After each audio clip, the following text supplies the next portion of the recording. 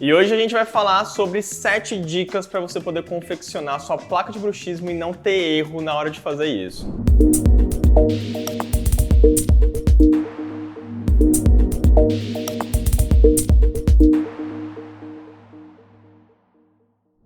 Fala pessoal, meu nome é Danilo Bianchi e a gente vai falar aqui sobre os principais erros na hora de confeccionar a sua placa. Antes de mais nada, a gente vai pedir para você se inscrever aqui no canal e também deixar o sininho ativado, porque todo vídeo que tiver novo você vai ser acionado. E deixa o like aqui embaixo também e comenta se você já usa a placa, se você tem erros na hora de fazer sua placa e o que você acha que é esse erro. Tenho certeza que até o final do vídeo eu vou te convencer a melhorar a sua performance aí na hora de fazer sua placa de bruxismo impressa em 3D.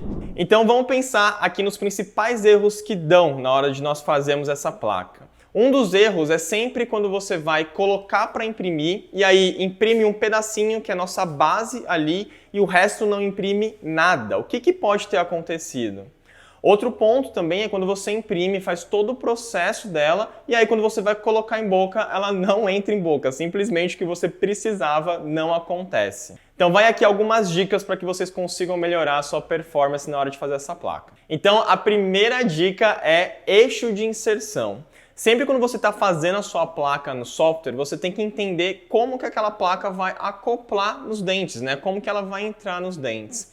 Se eu coloco um eixo de inserção onde ele fica muito retentivo, isso vai fazer com que um lado entre e o outro lado não. Então a placa ela não encaixa 100% ali na nossa boca. Se eu faço também muito expulsivo, essa placa ela não vai ter retentividade, ela não vai ficar na boca do nosso paciente. Então o eixo de inserção é sempre um gatilho que vocês têm que ter em mente. Antes de tudo, antes de você planejar a placa, pensem no eixo de inserção. Vejam como que é a arcada daquele seu paciente, se ela é mais positiva ou se ela é mais negativa. A outra dica que a gente tem também é a seleção dessas áreas retentivas e expulsivas. Lá no software, então seja o Exocad, Mesh Mixer, InLab, qualquer software que você esteja utilizando, na hora de você selecionar essas áreas expulsivas e retentivas, sempre deixem com o mínimo possível de retentividade. Isso vai fazer com que na hora que você imprima, quando o paciente encaixa em boca, ele vai encaixar e vai ter a retentividade certa para que não fique basculando ali em boca. Já a terceira dica é a espessura da nossa placa. E isso daqui teria que ser assim a dica master, vamos colocar assim. Por quê, pessoal? Várias vezes, quando você ouve falar, minha placa quebrou, a placa impressa quebrou, o que aconteceu? A gente não pensa na espessura dessa placa. Existem dois tipos de espessura, a espessura periférica e a espessura oclusal. A espessura oclusal é o quanto você quer aumentar daquela placa, né? O quanto você precisa que aquela placa seja mais espessa para você conseguir aliviar toda a ATM desse paciente. Então isso é muito clínico, depende ali do diagnóstico que você deu àquele paciente. Agora, o ponto para não quebrar essa placa vai ser a espessura periférica. Então, foquem nisso, espessura periférica. A espessura periférica da placa impressa, ela sempre vai ter que ser cerca de 1,5 a 2 milímetros. Por quê? Porque a placa impressa, ela é colocada camada por camada para imprimir. Se a gente não deixar essa placa um pouco mais espessa, essas camadas elas acabam podendo deslizar uma sobre a outra, o que faz com que você tenha uma maior fragilidade dessa sua placa. Então, a espessura periférica que nós preconizamos em placas impressas 3D é de 1,5 mm a 2 mm. Então, tome bastante cuidado na hora de fazer a produção dessa sua placa. E aí vem um outro ponto também, que é a nossa quarta dica. Na hora de você colocar suporte. Isso daqui aparece sempre em todos os canais, em todos os lugares. Sempre quando eu entro em contato aqui com a MakerTech, normalmente é algum problema de colocação de suporte. Quando vocês estão colocando o suporte, lembrem sempre de colocar o suporte na primeira região onde vai ser impresso aquilo que você está pedindo. Aqui no caso, a gente está fazendo uma placa. Isso é o que nós chamamos de ilhotas de impressão. Então são as regiões onde começa a ser impresso aquilo que você pediu. Se você não coloca suporte naquela região e coloca em toda a outra sua placa no software, né? Você não vai imprimir aquela placa. Então, normalmente, é o que acontece quando imprime a base, imprime o suporte e a placa não imprime nada. Então o que aconteceu? Não teve uma sustentação dessa sua placa. E isso é um dos erros que podem acontecer na hora que você está imprimindo. Principalmente placa de bruxismo, porque ela é toda dobrada, né? Então ela tem ali a silhueta dos nossos dentes. Então por conta disso, por conta dessas curvas, sempre tem uma região que vai imprimir primeiro. Então sempre procurem colocar seu suporte na primeira ilhota de impressão que vocês acharem. Já o quinto ponto é a agitação da resina.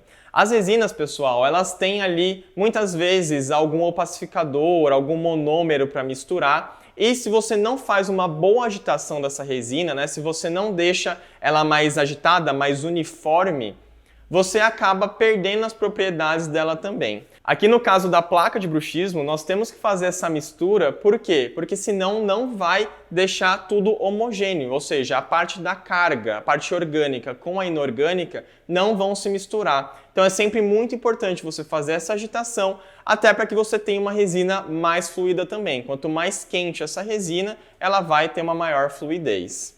O nosso sexto motivo, agora o penúltimo motivo, é a calibração da sua impressora e da sua resina.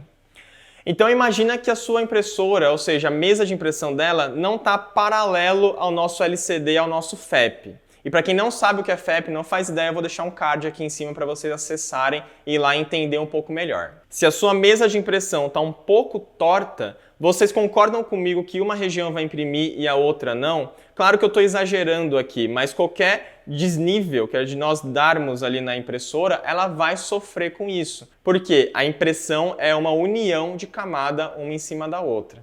É uma deposição de material. Então sempre tem que estar muito bem calibrada essa sua impressora. Outro ponto é a calibração da resina também. Se essa resina não estiver muito bem calibrada, ou seja, o tempo de exposição que ela vai ficar exposta àquela luz UV não estiver bem calibrado, ela pode ficar maior ou menor do que a gente planejou ali no software. Então sempre faça uma boa calibração de resina.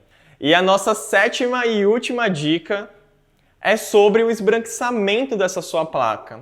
Sempre quando a gente imprime algo, nós temos que pegar esse objeto, esse modelo, essa placa de bruxismo, nós temos que lavar e fazer a pós-cura dessa placa. Se você lava essa resina, por exemplo, com um álcool que seja abaixo de 90, ou seja, um álcool que tenha muita água, a sua resina provavelmente vai ficar mais esbranquiçada. Um desses motivos é por conta da propriedade da resina. O álcool, ele envolve essa molécula da resina e joga ela fora. Se você pega a água ela se mistura com a resina. Então isso faz com que você, na hora de fazer a pós-cura ali, na hora de finalizar essa sua placa, ela acaba ficando mais esbranquiçada. Então sempre procurem fazer a lavagem dessa sua placa com álcool acima de 90 ou isopropílico.